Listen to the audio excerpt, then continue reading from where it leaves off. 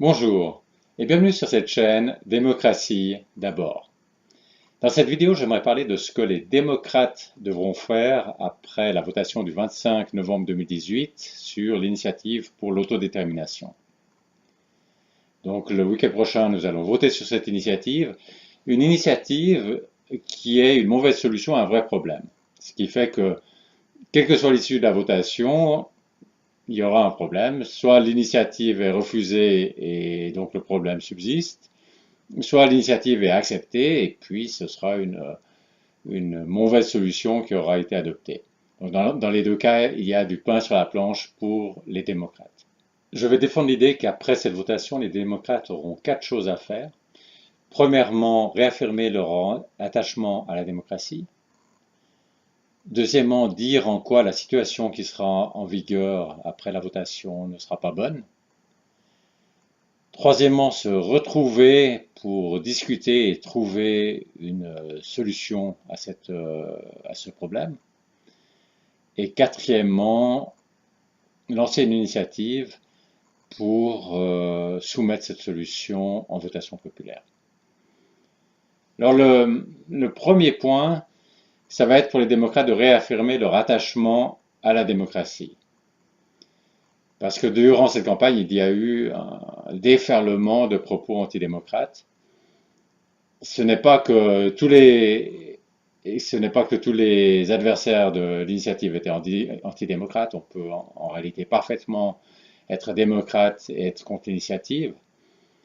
Mais j'ai quand même été surpris de voir dans cette campagne à quel point il y avait de nombreux antidémocrates qui se sont exprimés contre cette initiative. Antidémocrates au sens usuel, c'est-à-dire qu'ils sont contre l'idée que c'est le peuple qui devrait avoir le pouvoir. Et leur idée est que le peuple peut avoir une partie du pouvoir, mais on ne peut pas vraiment faire confiance au peuple, et puis il vaudrait mieux qu'il y en ait d'autres qui aient une autre partie du pouvoir. C'est une sorte de, comme j'en ai parlé dans une autre vidéo, c'est une sorte de réinterprétation du principe de séparation des pouvoirs, qui à la base était une séparation des pouvoirs entre l'exécutif, le législatif et le judiciaire pour éviter que les élus puissent accaparer le pouvoir qui devrait appartenir au peuple. Et ce principe de séparation des pouvoirs est réinterprété pour dire qu'en fait le peuple ne devrait pas avoir tout le pouvoir. Donc il peut de toute façon pas avoir tout le pouvoir pour des raisons pratiques, parce que les citoyens n'ont pas le temps de prendre les décisions, toutes les décisions sur tous les sujets.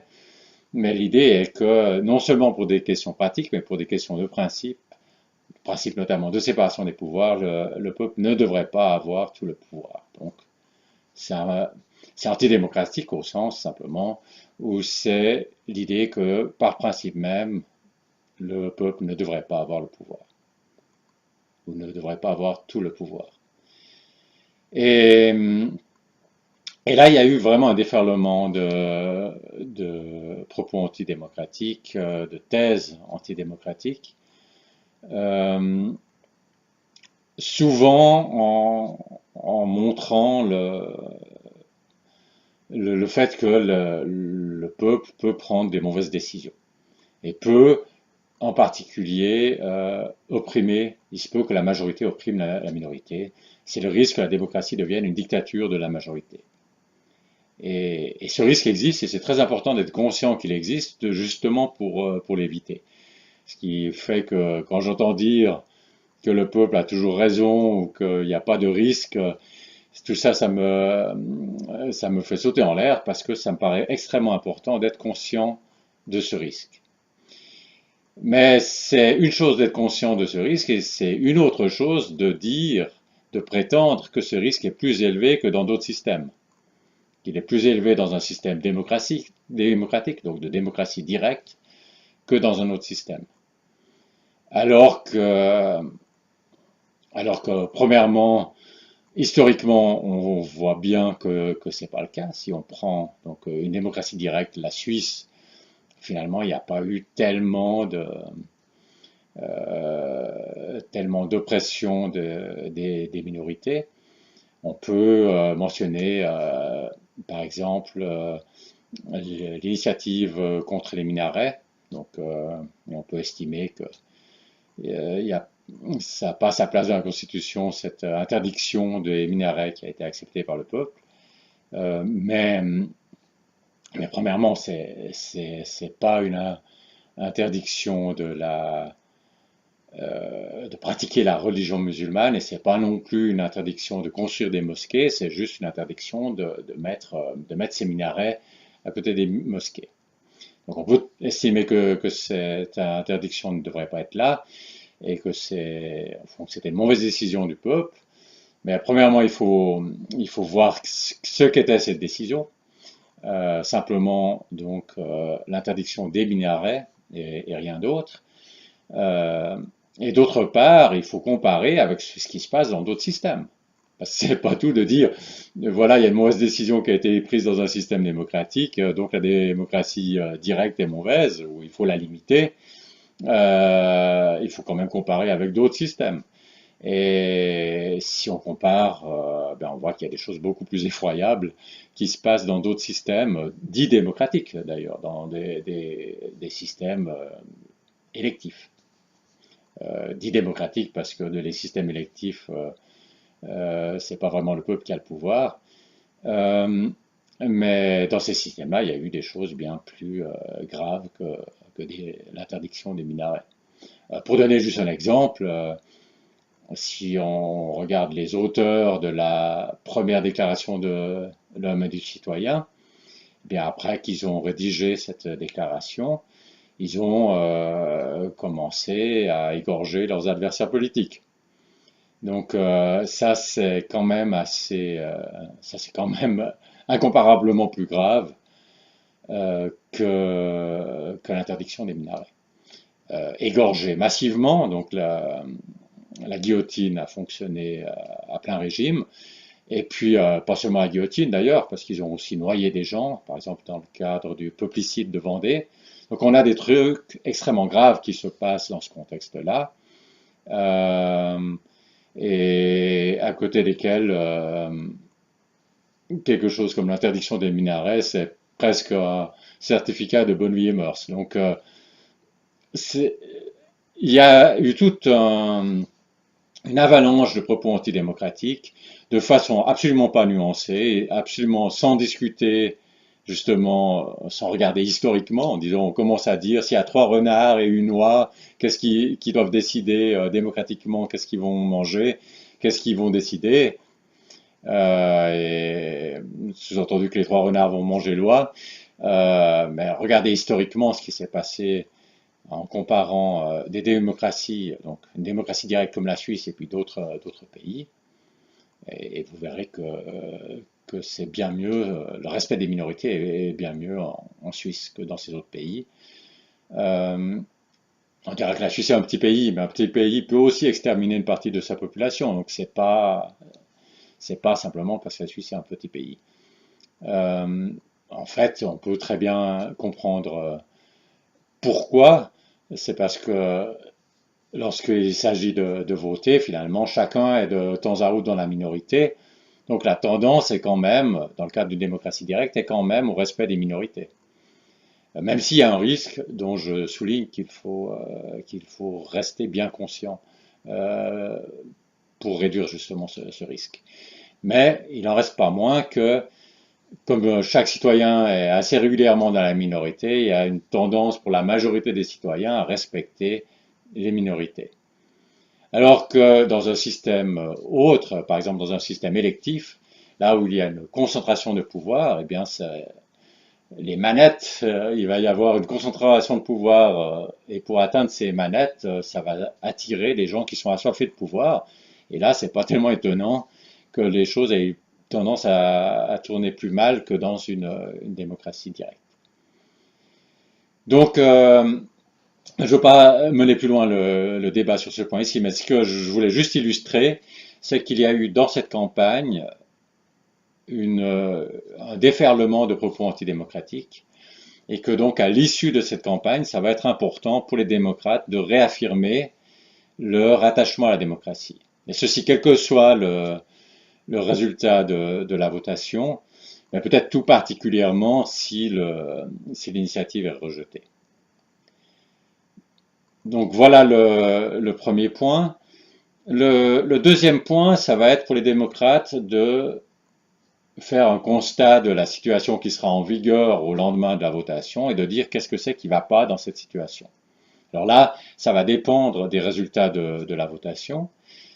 Si l'initiative est acceptée, eh bien, il faudra expliquer que ça va pas d'avoir simplement un automatisme qui remet en cause les traités internationaux.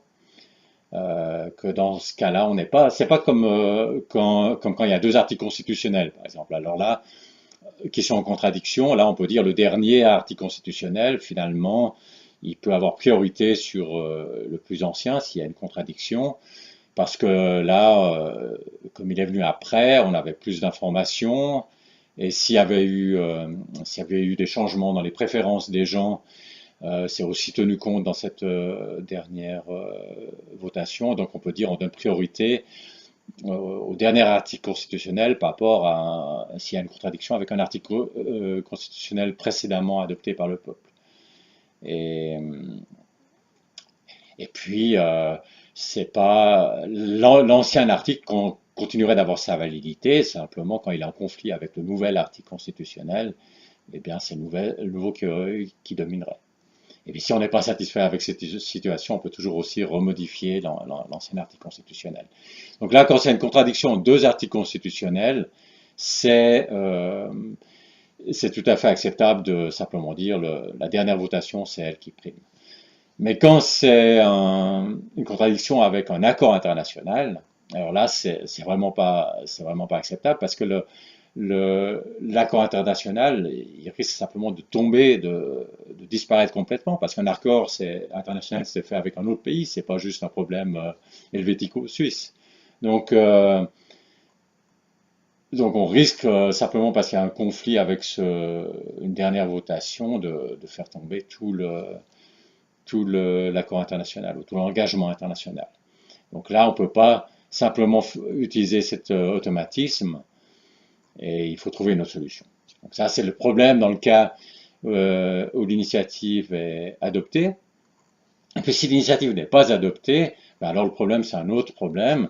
C'est simplement le fait que actuellement, dès qu'il y a une contradiction, par exemple entre une votation et puis un engagement international, eh bien le Parlement considère simplement la votation comme un signal et puis il décide lui-même comment il va gérer la contradiction, et puis en utilisant très largement sa marge de manœuvre, des fois en appliquant quasiment pas d'ailleurs la dernière votation. Et ça, c'est extrêmement délétère pour la démocratie directe, parce que les gens ont le sentiment qu'ils font ce qu'ils veulent à Berne. Alors peut-être qu'ils font pas exactement ce qu'ils veulent parce qu'ils restent dans le cadre de la Constitution et des accords internationaux, mais ils ont une extrême grande marge de manœuvre dont ils usent pleinement. Et ça fait un déplacement du pouvoir du peuple vers les élus. Et dans ces conditions, ce qui risque de se passer, c'est que les citoyennes et les citoyens votent de moins en moins en se disant de toute façon, d'abord ils savent pas exactement sur quoi ils votent parce que ils savent pas ce que les élus en feront ensuite. Et puis, ils ont l'impression que simplement leurs décisions n'envahissent pas, donc ils vont de moins en moins voter. Et puis, comme ils voteront de moins en moins, ben, les élus auront beau jeu de dire, ben, ces votations populaires, finalement, il ne faut pas trop en tenir compte, et ça sera tenu de moins en moins compte. Et il y a une dynamique comme ça, il y a une dynamique qui va amener à la disparition de la démocratie directe, d'abord dans les faits, et puis après, même probablement dans la loi. Tout le monde se désintéressera de quelque chose qui n'embraye pas. Donc il y a un réel danger pour la survie de la démocratie directe avec le statu quo actuel. Donc actuel, je parle avant même la votation. Euh, Donc ça, c'est le deuxième point. Les démocrates devront être très clairs, quelle que soit l'issue de la votation, sur quel est le problème qui subsiste ou qui a été créé au cas où l'initiative a été adoptée. Et puis le troisième point, c'est de chercher des solutions. Donc il faut que nous autres démocrates, nous discutions pour voir comment résoudre ce problème. Donc il y a plusieurs voies pour résoudre ce problème. Euh, j'ai dit pourquoi je pense que l'initiative pour l'autodétermination était une mauvaise solution. D'autres solutions qui sont proposées reviennent à restreindre les droits populaires, par exemple à interdire de faire une initiative pour qui rentrerait en contradiction avec un accord international. Et cette restriction des droits populaires me paraît, elle aussi, une très mauvaise solution. Euh, D'une part parce que c'est pas toujours clair si une initiative est en contradiction avec du droit international, parce que le droit international est souvent assez flou, ce qui s'explique d'ailleurs par le fait que quand deux pays négocient un accord, les deux équipes ont intérêt à arriver à un résultat, et il y a tout un risque assez élevé qu'ils arrivent sur un texte, à s'unir sur un texte, mais qu'ils ont une interprétation assez différente. Chaque partie a une interprétation assez différente de ce texte. Par ailleurs, il peut aussi y avoir une évolution de la jurisprudence, donc l'interprétation. Après, il y a des juges qui vont devoir, dans des cas spécifiques, interpréter ce texte. Et là, il peut y avoir une évolution assez énorme de la jurisprudence. Parfois, les textes sont interprétés d'une façon qu'on n'aurait pas imaginée au moment où ils ont été ratifiés. Euh, et puis, euh, et puis, troisièmement, tout pays a le droit de dénoncer un accord international. Et d'ailleurs, il faudra toujours qu'il y ait, dans tout accord qu'on signe, une clause qui permette de dénoncer l'accord en question. Tout pays a ce droit et c'est particulièrement important dans une démocratie parce que ça revient à lier les générations futures, ce qu'une génération donnée n'a aucune légitimité pour faire. Pour toutes ces raisons, je pense que c'est une très mauvaise idée de réduire, de chercher une solution à ces contradictions en réduisant les droits populaires. Et je pense qu'il faut au contraire les élargir, qu'il faut au contraire étendre les droits populaires. Euh, à la base, disons là, il y a peut-être trois niveaux sur ce que je pense sur le sujet d'étendre les droits populaires. À un niveau de base, j'aurais tendance à dire, je suis très pour la démocratie, et j'aurais tendance à dire, oui, le peuple devrait avoir encore, s'octroyer encore un peu plus de pouvoir, par exemple pour pouvoir changer non seulement la Constitution, mais aussi changer les lois. Donc à la base, au rez-de-chaussée, j'aurais tendance à vouloir étendre les droits populaires. Mais après, au premier étage, euh, je me dis que dans les circonstances actuelles, en fait, je ne voudrais pas modifier le système. Parce que je m'attends à ce qu'il y ait des attaques fortes et multiples contre la démocratie directe. Et dans ces conditions, c'est pas le moment de changer les choses. Il vaut mieux garder le système. Chaque démocrate se met à son poste et on défend l'acquis démocratique. Et c'est pas vraiment le bon moment pour améliorer encore la démocratie, étendre encore la démocratie. Donc à ce premier étage, j'aurais plutôt tendance à ne faire aucune extension de la démocratie donc directe. Mais il y a un deuxième étage, et ce qui se passe, c'est qu'il y a certaines extensions qui sont nécessaires à titre défensif pour préserver la démocratie directe. Et c'est le cas, à mon avis, pour ces questions de contradiction entre une votation et puis un accord international. D'une part, pour que le peuple puisse systématiquement décider sur les projets de loi d'application euh, qu'élabore le Parlement pour appliquer justement une de ces initiatives qui est en contradiction avec le droit international. Donc là, il faudrait que ce soit soumis à un référendum obligatoire et non pas seulement facultatif. Donc ça, c'est le premier axe. que le peuple puisse systématiquement s'exprimer. Et puis le deuxième axe, c'est qu'il puisse proposer. Donc là, ça serait l'introduction de l'initiative législative pour qu'il puisse proposer non seulement modifier la Constitution, mais ensuite proposer une modification de la loi qui met en œuvre cette modification de la Constitution. Ou bien aussi ce que j'appelle un contre-projet citoyen, qui est la possibilité, quand le Parlement vient avec son projet de loi d'application, de faire un référendum non seulement pour dire non, mais un référendum dans lequel le peuple, ou les citoyens qui ont lancé ce référendum proposent un contre-projet. Donc ça, ce serait le contre-projet citoyen. Donc l'idée générale, c'est résoudre le problème en étendant la démocratie directe, euh, à la fois en permettant au peuple de s'exprimer plus systématiquement, et deuxièmement en permettant au peuple de proposer des solutions. Voilà, et je pense que ça c'est pour résoudre le problème une fois qu'il se pose, une fois qu'il y a une contradiction entre la Constitution et puis un accord international. À part ça, pour éviter que le problème se pose, probablement qu'il faudrait encore augmenter les droits populaires de sorte que tout accord international qui a une portée constitutionnelle, de niveau constitutionnel, soit soumise aux mêmes conditions qu'une modification de constitution, c'est-à-dire soit soumise au référendum obligatoire.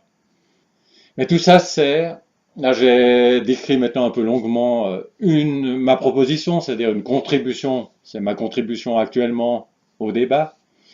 Mais je suis pas en train de dire qu'il faut reprendre ça tel quel, ou ce qu'il faut vraiment que les démocrates fassent, c'est qu'ils discutent, qu'ils débattent, qu'ils cherchent une solution et qu'ils trouvent la meilleure solution possible. Donc là, je propose une contribution, mais à la fin, ça pourrait être quelque chose de complètement différent. Ce qui me paraît surtout important, c'est de chercher une solution qui aille dans le sens de l'extension des droits populaires plutôt qu'une restriction des droits populaires. Mais quelle est l'extension exactement qu'il faut faire? Justement, tout ça, ce serait à débattre. Et même la proposition que je viens de vous présenter, il faudrait encore, même si on convenait là-dessus, il faudrait encore en définir les modalités.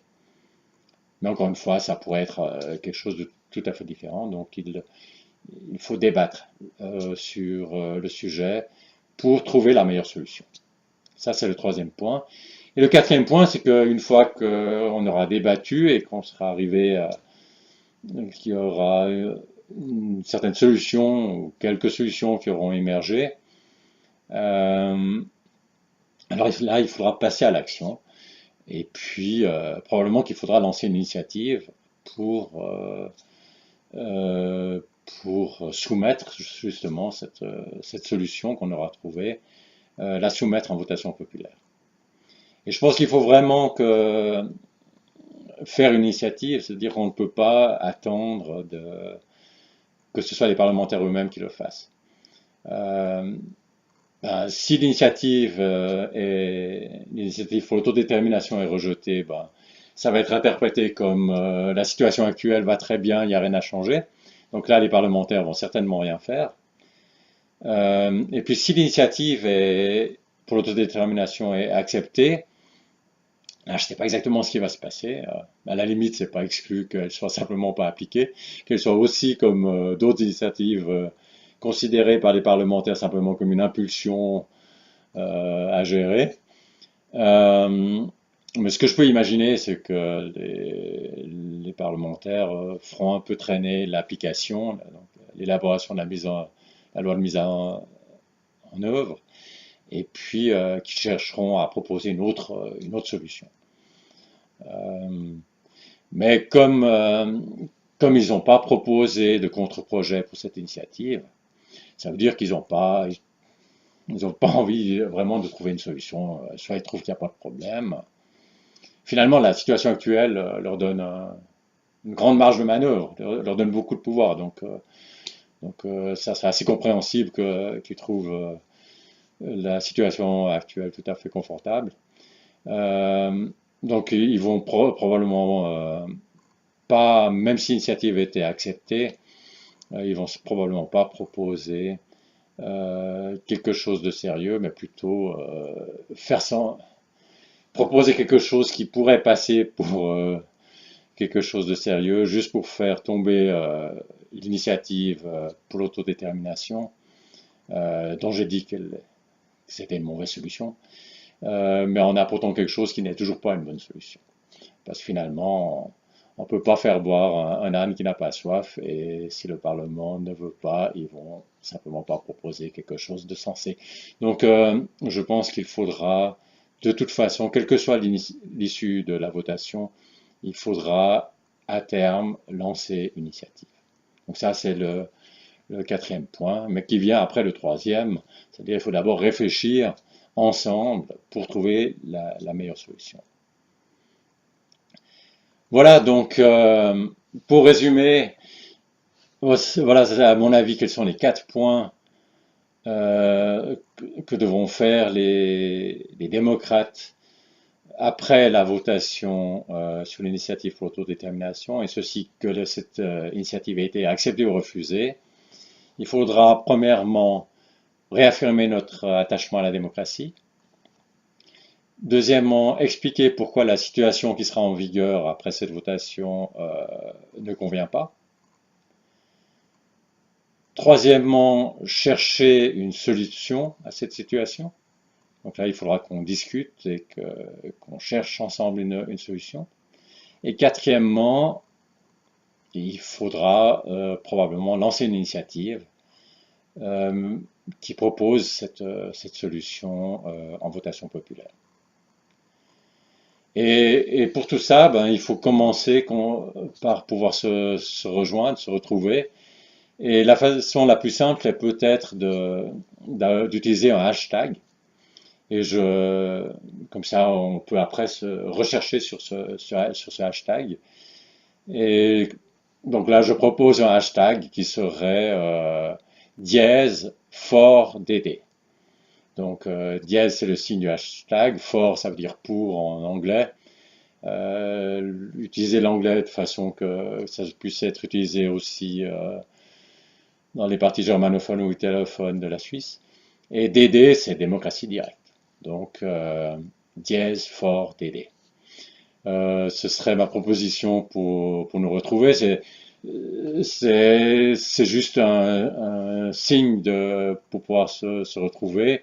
Ça ne préjuge rien sur les solutions. Je disais, le troisième point, c'est qu'il faudra chercher des solutions. Ça préjuge rien sur les solutions qu'il s'agira de trouver. Donc j'ai l'impression que ce serait un hashtag utile. Voilà, je vous remercie d'avoir suivi cette vidéo et à la prochaine, et peut-être à la prochaine sur dièse for DD.